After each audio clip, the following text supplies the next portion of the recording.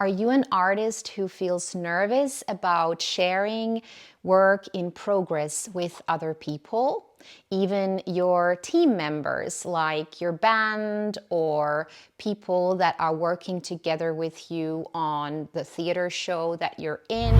Are you a singer who feels hesitant practicing when you know that there's other people in the house or in the room next to you?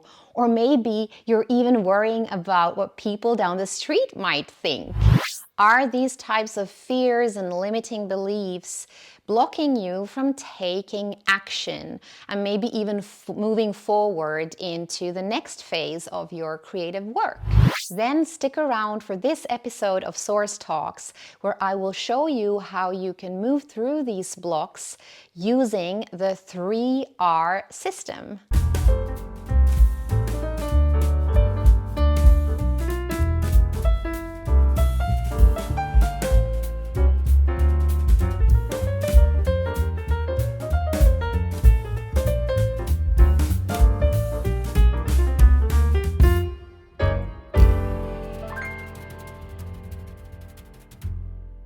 If that sounded familiar to you and you are being held back by these types of fears when it comes to your practice or to sharing your creative work, then you probably have tried already one of the following things.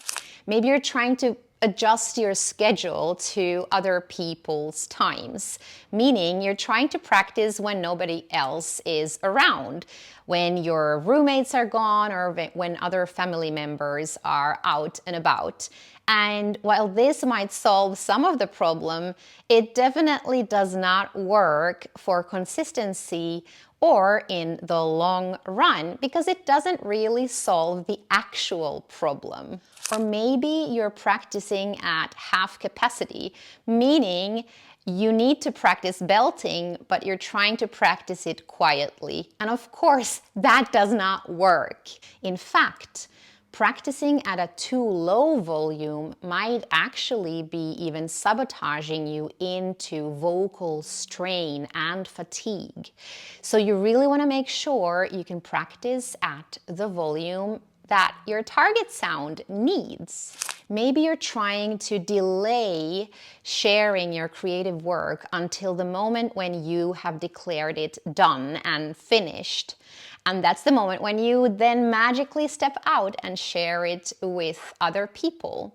And while this might work for you, you're actually going to miss out on so much valuable information that you could get if you would be sharing your work already when it is still in progress. And probably you're like really done with having this fear holding you back.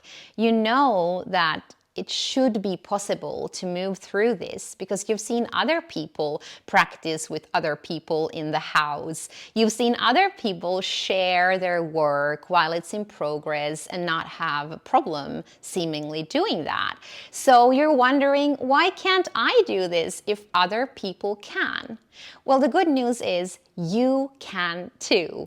And in this video, I will show you the 3 R's that will help you make that happen. The first R is recognize. Recognize the fear. Recognize the things that your inner critic is saying to you. The clearer you get about what is actually going on, what the fear is actually about, and what that inner critic is actually saying to you, the better you can do something about it. And maybe you're now thinking, yeah, Katja, that's not helpful at all because I hear that inner critic all the time. I'm pretty sure I'm aware of what it's saying to me. But have you actually written down the things that your inner critic is telling you? And have you digged in a little bit deeper? For instance, maybe you are holding yourself back in sharing your creative work with others because you hear this voice saying, I'm afraid what they will think.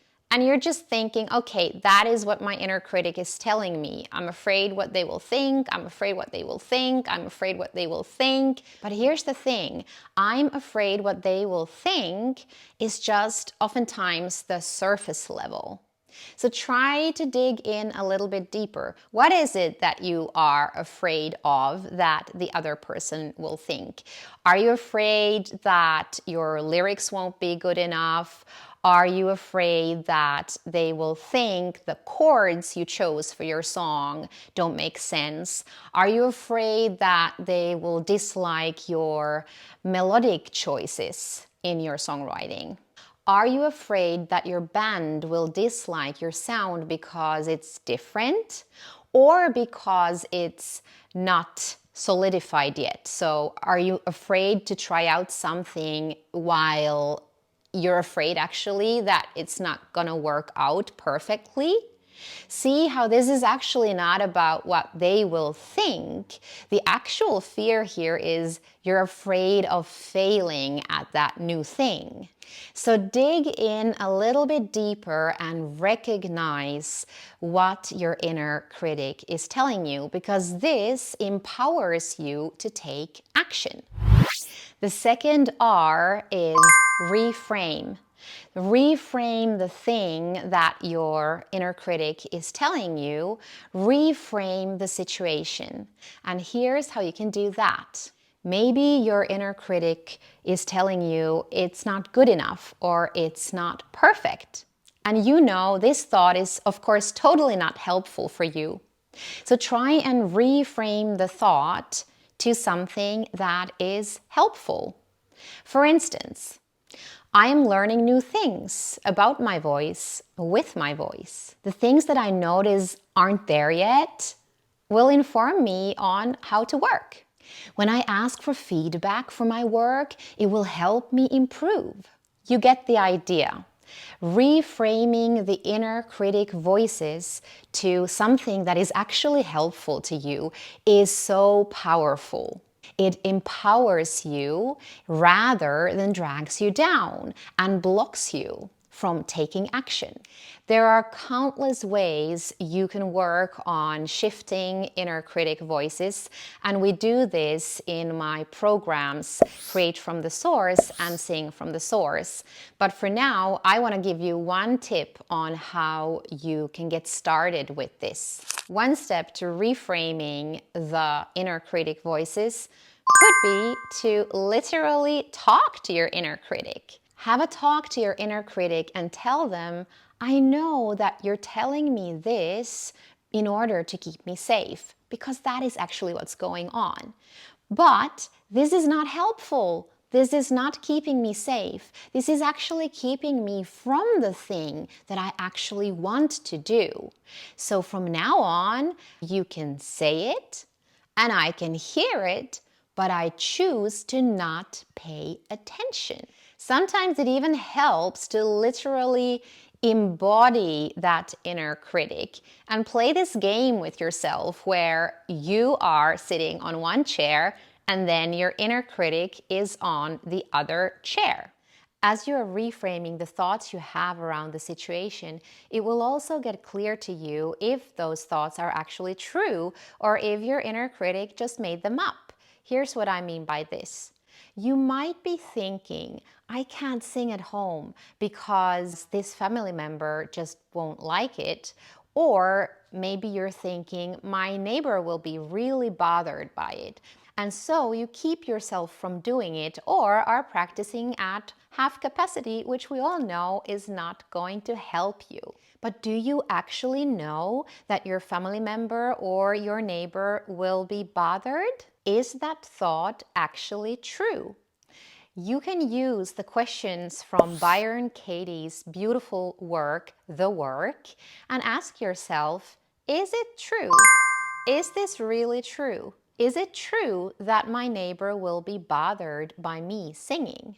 At which time you might notice, well, I'm not really sure if it's true because I've actually don't have evidence against it. Or some thoughts might come up like, I'm pretty sure he's really bothered because he looked at me really weird when I passed him in the hallway the other day. But How do you know that is true? How do you know that your neighbor looked at you in a weird way because you have been practicing? Maybe they're looking at you in a weird way because they had a bad day. Or you think your family member hates your singing because every time you sing, they leave the house.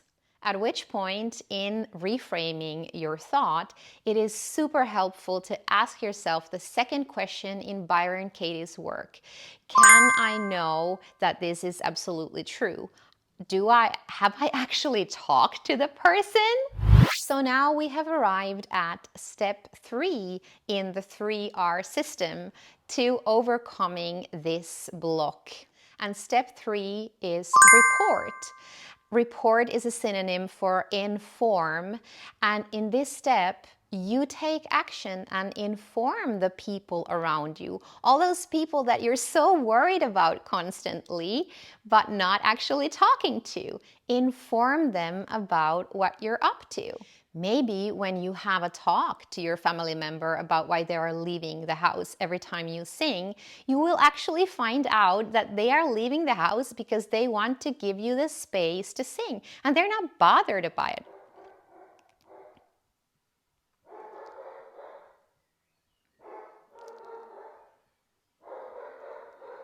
There's a dog barking here. A very barky dog. Reporting or informing could look as follows. Talking to your family member or your roommate and tell them, hey, I really have this super cool new stuff I'm working on in my voice. And as I practice, I need to make sounds that sometimes sound a little bit weird. And I notice that I sort of I'm nervous about making these sounds when you're around because I think you might think I'm totally weird or you might be bothered about these sounds. But it's super important for me to practice these sounds. So maybe we could work something out so that I can practice them. Reporting when you want to try out new things in a band rehearsal could look like this. Hey guys, I'm super excited about some new stuff that I'm working on in my voice right now, and I would really like to try out some new things in this band rehearsal, but I am also noticing that I'm kind of scared to do it because it's all new and I might not be able to sing it perfectly yet. But it's super important for me because that way I can try out these new things in this real life setting, which will be super important and helpful for me when I'm preparing for our next gig. Being real and being vulnerable, sharing what you want to do, why it's important to you, and why you feel nervous about doing it is super empowering for you, but also creates opportunities for other people to do the things that they might be holding back from. Reporting when you're sharing work in progress could also look like this. Hi, I have some new lyrics written for my new song and I would really love to share them with someone. But at this stage, I'm just practicing sharing work in progress. So at this point, I would only need you to read the lyrics and I don't actually need you to give me feedback or tell me what you think about the lyrics because right now I'm just practicing sharing my work. So would you be cool with being the one who reads my new lyrics? You see how you're creating clear boundaries for what you're expecting from the other person and what you're not expecting from them. If you want feedback from the other person, go ahead and ask them, but make sure you ask feedback in the right way, which is a thing we're going to come back to in a future episode. So now let's review the 3 R's in the 3R system to getting over the block of being held back by limiting beliefs and thoughts and inner critic voices and not doing the thing that you want to do, whether it is practicing at home or sharing your creative work. Step 1, recognize Step 2, reframe. Step 3, report. Or in other words, inform. And always when reporting and reaching out, make sure to be clear, set clear boundaries about what it is that you expect, and be real and vulnerable. Tell the people why the thing that you want to do matters to you and why you feel nervous about doing it or sharing it. If this was helpful to you and you would like to dive in deeper into reframing all these limiting beliefs, mindset, and inner critic voices that are holding you back in your creative work or your singing practice, then reach out to me so you can get more information about my coaching programs where we do this work. And if you like this video, why don't you click like and share it with a friend who could also use some help in reframing their mindset and inner critic voices. Thanks so much for watching. I'll be back soon with another episode of Source Talks.